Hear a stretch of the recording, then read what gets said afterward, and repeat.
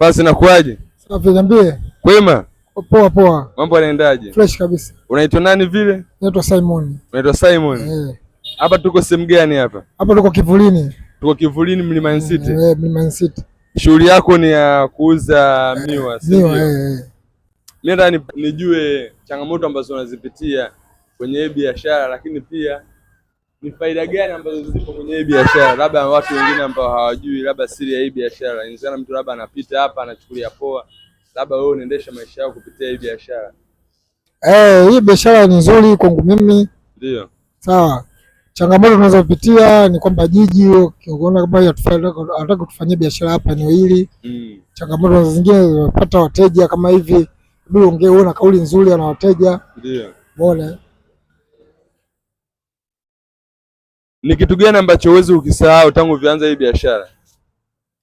Kitu ambacho siwezi kukisahau kwamba hichi mpaka nimefika hapa nimejenga nyumba yangu Mbeya huko. Na mji wangu safi na maisha, ila kasoro tu Dar es Salaam ndo sijapatika kujenga. Na hii biashara umeanza mwaka gani? Nimeanza 2001. 2001? Biashara kuuza miwa? Kuanzia mkoa gani? Umeanzia mkoa gani? Umeanzia kwa Dar? Kuanzia 2001. 2001 mpaka sasa hivi. Na kituo ambacho kilikuwa ni kikubwa ndio hiki ulianzia hapa hapa mimi nilianzia kuna baa hapa. Kuna baa Sinza 2001. 2001 nimeanzia pale. Baada ya kutoka pale nikachana hii biashara, nikapata biashara kwenda chumba chips Buguruni. Nimepiga tena biashara chips. Haya poa. Sasa biashara nikaona nazingua, nikarudi zangu kwenye biashara tu. Unaambia nini vijana ambao hawataka kujishughulisha na kufanya shughuli tofauti, labda wakiamini hii kazi hailipi?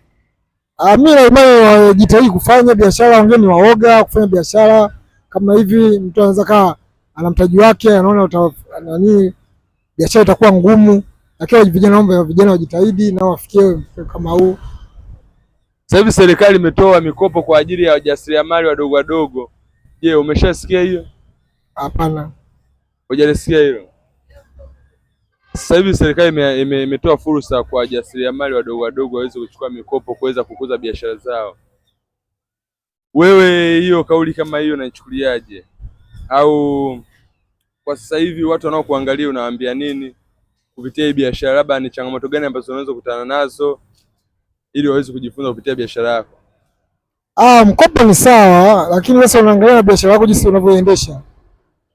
Umeona? Huo sio na tamaa. Umeona? Mkopo unaweza kuchukua, lakini biashara ikaja kawa mbaya kwa wateja. Umeona? Hii tunahangaika, unakuta saa nyingine unatembea hapa toka upo usiku unaenda huko Sinza, saa nyingine muda kurudi unarudi saa 6 saa 7. Ni changamoto moja hapo. Na biashara yako mtaji wako umeanza na mtaji wa bei gani? Mimi nimeanza na mtaji wa 10,000. Mtaji wa shilingi 10,000.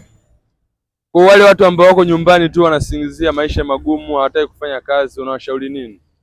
Mimi nashauri wapambane. Kazi ziko nyingi.